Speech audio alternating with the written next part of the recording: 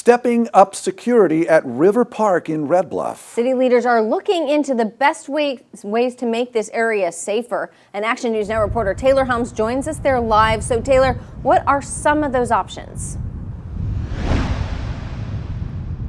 Right, so the Red Bluff City Council was deciding between cameras and installing them throughout the park or hiring a 12-hour-a-day private security service. But on Tuesday's meeting, the City Council decided to keep talking more about installing some temporary security cameras throughout the park at 3 different locations. By the bathrooms over here, in the center of the park, as well as on the other side by the pool. So they come with remote monitoring personnel, right? It doesn't have to be our staff that are constantly watching these.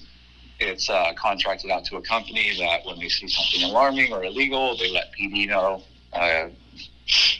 So it comes with some perks that are needed. The city fiscal impact report says renting a single security camera tower trailer and fencing for 6 months would cost more than $13,000. So for 3, it'll cost around $41,000 for 6 months.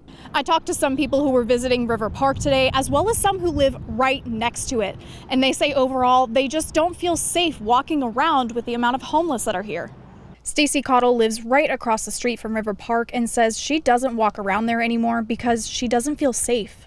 I used to go down to the boat ramp every day. I'd go down and walk through the park. I haven't been down there in at least a year and a half because of the homeless and all the tents. And the kids can't go to the playground because it's covered by homeless people. Cottle says she would rather see the park be closed for a period of time and cleaned up. As for the security cameras being a solution, Cottle doesn't think it'll be enough. Because they cleaned it out before, and for a short time you could go down there again, but then they all moved back in.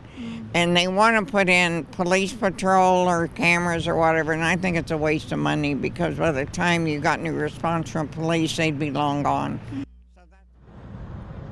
So nothing is set in stone yet. The City Council will have another report presented to them at a future meeting to talk about how much it'll cost to rent cameras, as well as different time periods, how much it'll cost for that, and then they will make a decision towards a more permanent solution. Live in Red Bluff, Taylor Helms, Action News Now, coverage you can count on. All right, thank you, Taylor. Strzok says if the council goes with renting security cameras, they can discuss if they'll get more if needed, but he says this isn't a blanket solution and more needs to be done about housing the homeless in the city, keeping park facilities like bathrooms clean as well.